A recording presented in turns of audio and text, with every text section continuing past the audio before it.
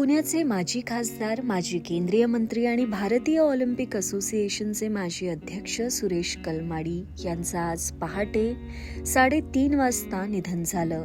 ते 82 वर्षांचे होते.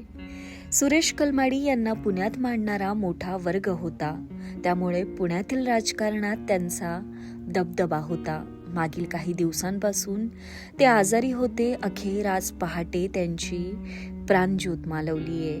त्यांचा अंत्यविधी दुपारी पुण्यातील वैकुंठ स्मशानभूमीत पार पडला. सुरेश कलमाडी यांचं पार्थिव दुपारी 2 वाजेपर्यंत पुण्यातील कलमाडी निवासस्थानी अंत्यदर्शनासाठी ठेवण्यात आलं होतं.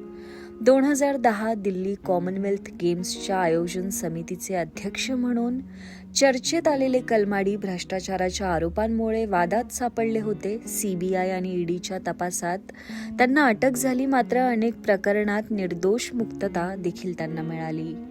काँग्रेस पक्षाचे माजी नेते असलेल्या कलमाडी यांनी क्रीडा आणि राजकारणात महत्त्वपूर्ण योगदान दिलंय. 2010 मधील राष्ट्रकुल क्रीडा घोटाळ्यात सुरेश कलमाडी यांच्यावर भ्रष्टाचाराचे गंभीर आरोप झाले. आयोजन समितीचे अध्यक्ष म्हणून आर्थिक गैरव्यवहारांचा समावेश होता. त्यामध्ये त्यांना अटकही झाली होती, पण अनेक वर्षांच्या कायदेशीर लढाईनंतर एप्रिल 2025 मध्ये त्यांना क्लीन चिट मिळाली होती. मात्र त्यानंतर सुरेश कलमाडी हे पुण्याच्या राजकारणात कमबॅक करू शकले नाहीत. गेल्या काही वर्षांपासून ते आजारपणामुळे राजकारणापासून दूरच होते.